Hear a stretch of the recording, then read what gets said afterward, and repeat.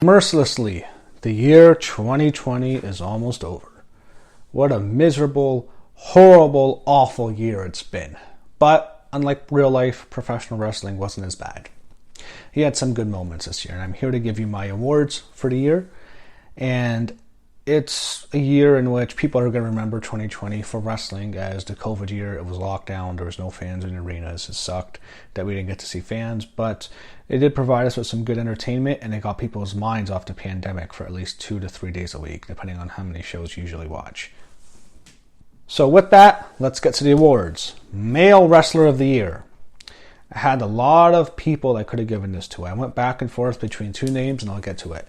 I thought Roman Reigns had a great year. Unfortunately, I couldn't give it to him because he didn't wrestle as long this year. He missed around 4 months. It's hard to give you that award when you miss so much time. So had he wrestled the full 12 months and he had done this gimmick, that's been great, he would have gotten it. Unfortunately, he wasn't around as much this year. Another nominee was Kenny Omega. Had a very good year. Hell of a match.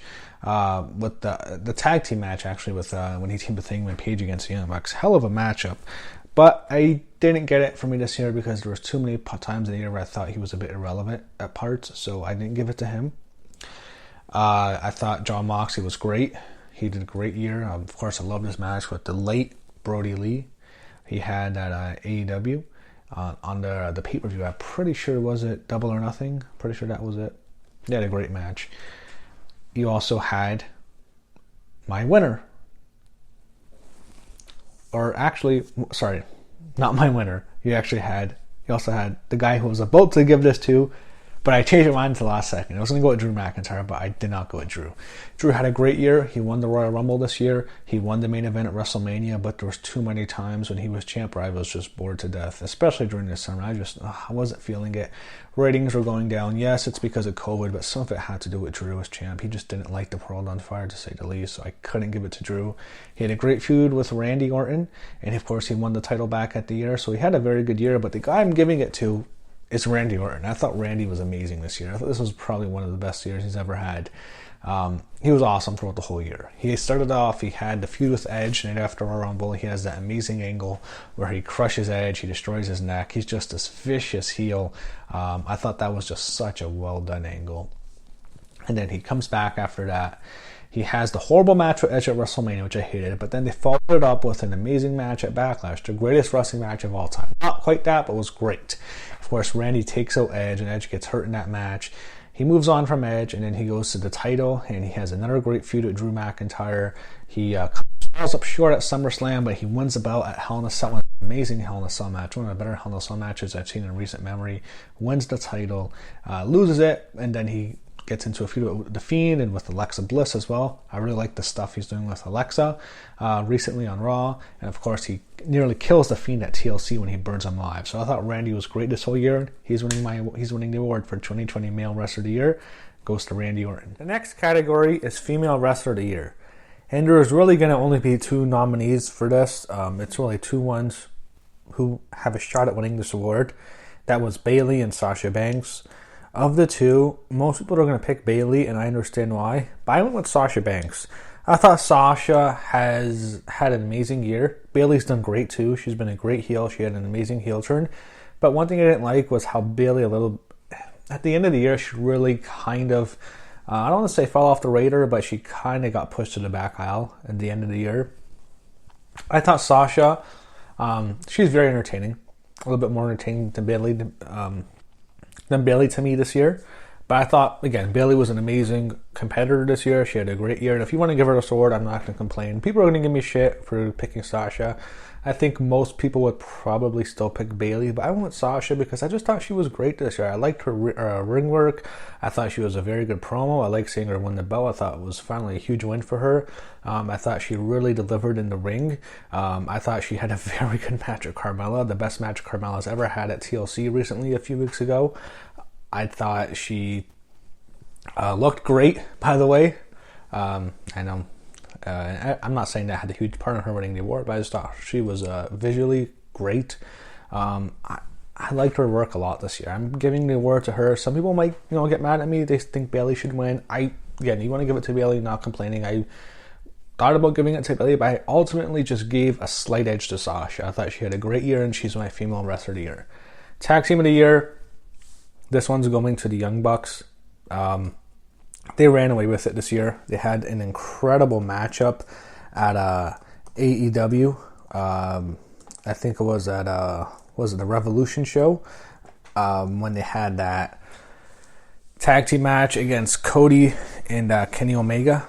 I thought just an incredible matchup. One of the best matches of the year. This was their award this year. I don't think anyone really came close. FTR could have got it. I could have given it to FTR. They had great year. Undisputed Era was a great year too, but I thought they were more of a stable than the tag team this year. More so in recent years. But I gave the edge to the Young Bucks. Next is Breakout Start of the Year. I went with Bianca Belair. I really think she's going to have an even better 2021. I think she probably will win the Royal Rumble and probably go to WrestleMania and maybe face Sasha Banks and win the SmackDown Women's title at WrestleMania. I think that's a path for her. I don't know if that's going to happen, but she's had a very good year, a breakout year. You can tell she's a star. Some people give it to the Street Profits, and I know her husband's Montez Ford. I'm not a fan of the Street Profits. I find them insufferably annoying. I just don't like them, but I do like Bianca a lot, and I thought she had a great year, and she's getting this award. I thought she had a breakout year, and I think next year she's probably going to be in the running to win Women's Wrestler of the Year. So I really like what she's doing right now, and I think she's going to be a big star. Match of the year, I like the Boneyard match a lot. Undertaker versus AJ Styles at WrestleMania. I really enjoyed it. There's not a match this year to entertain me more. Is there better matches? Yeah, there's far better technical matches, but in terms of match of the year, I'm looking for something that really entertained me this year. Nothing really. I had no more entertainment from wrestling than watching Undertaker against AJ Styles in the main event WrestleMania 36 and that Boneyard match, because I had low expectations going in. And man, those were just smashed to pieces, my expectations. This was just incredible. This was an awesome match. It was an awesome segment. It was an awesome fight. I really loved it, and that's my match of the year, the Boneyard match. Feud of the year goes to Randy Orton versus Edge. They had a great feud. It started off really well. They had some great segments on Raw, and it was easily the best thing. And of course, the pandemic happened. They had to move it to the Performance Center. I hated the WrestleMania match, but I thought they had a great match at Backlash. And I thought there was never been a better blood feud that we've seen in a while than Randy Orton and Edge. What we've seen this year, they were great.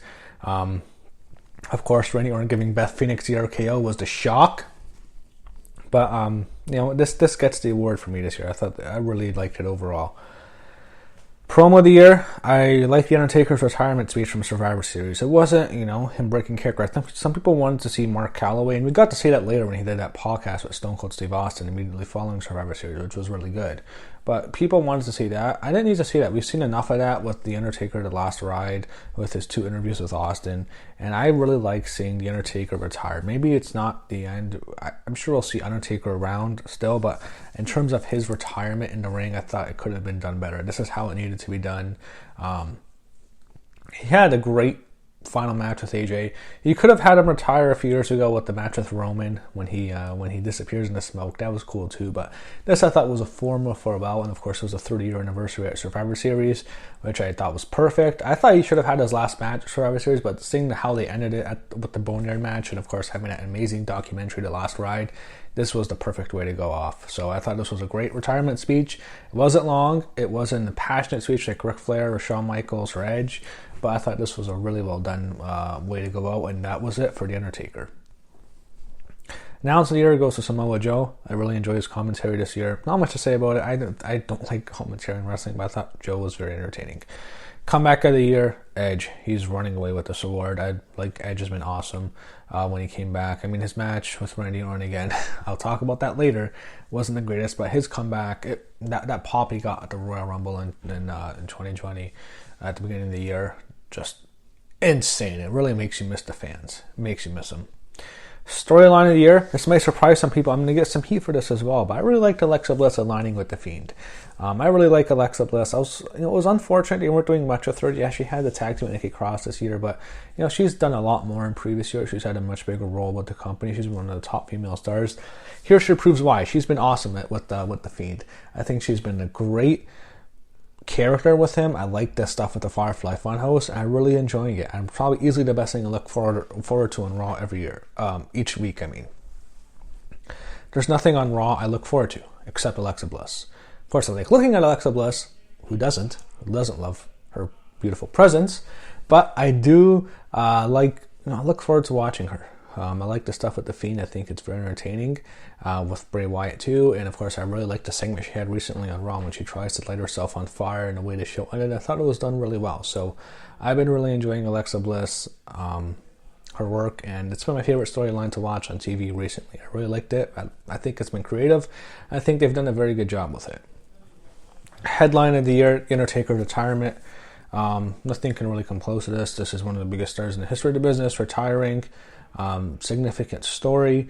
Of course, there's been different breaking news. I mean, you've had horrible stories. I mean, I'm just talking about this as a headline. This is, the Undertaker's retirement.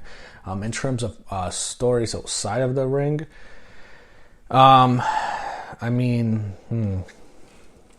decided to create my own award for that, and this shouldn't be an award. I hate saying this is an award. It can't be an award. This is just the news of the year. This is not even an award. It's just news of the year. Headline of the year is positive. News of the year is just, the big news story. This is not an award. It's Brody Lee passing away, which is, still shocking. So that happened. That's just terrible. It's a tragedy. I did a tribute to him. My last video, you should watch it. That's definitely the biggest news we've seen this year. Event of the year goes to NXT's Halloween Havoc. I'm going to get some heat for this. I thought this was just great. I thought the show was awesome. It wasn't really a pay-per-view. It was just a show on NXT, so it wasn't necessarily something we had to pay for, but it was an event in itself because it was promoted that way. I thought the Great American Bash show they did too was very good. But I thought this was just awesome. I loved the presentation of it. I loved the ghost face scene. I really liked what Shotzi Blackheart did. I liked the Halloween setup, the jack-o'-lanterns everywhere, the fake graveyard, the fake mist. I thought the whole presentation was awesome. I've watched that multiple times. It's been my favorite event of the year. I loved Halloween Havoc. That wins it. NXT's Halloween Havoc, my favorite event of 2020. Show of the year, I went with... I had trouble.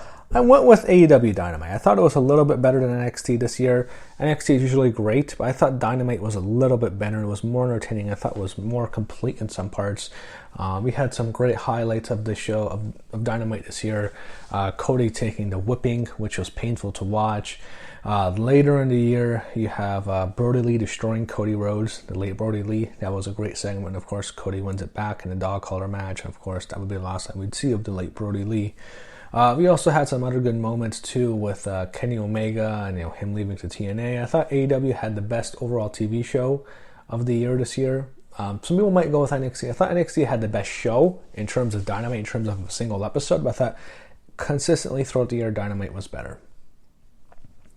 Theme song of the year, this goes to Dead Silent for Karrion, Kross, and Scarlett. Really love the theme song. Listened to it a while on YouTube. Sometimes I listen to it when I work out. I'm not going to lie, I really like it a lot. I think it's awesome. So that's my theme song of the year. Documentary of the year. Do we even need to have a nominee? We know what this is going to be. Undertaker: The Last Ride. It's not even close. This is just going to blow everything away. This is just one of the best things WWE has ever produced. In terms of a TV show, in terms of a pay-per-view, in terms of a documentary, in terms of anything on the WWE Network. This was just a masterpiece. I thought Undertaker: Last Ride was just an incredible documentary, one of my favorites I've ever seen from the company. I just thought it was incredible. Loved watching it, and it runs away with it this year. Documentary year, Undertaker: Last Ride. Catchphrase of the year, this goes to Head of the Table by Roman Reigns. I really like this. It's this in the Tribal Chief, but I thought Head of the Table was really well done. I really like the stuff, the promos he cut on Jey Uso. I think Roman's been great this year. Most overrated wrestler goes to Otis. He runs away with it. Should never been pushed as much. Yes, I like the storyline a lot with Mandy Rose.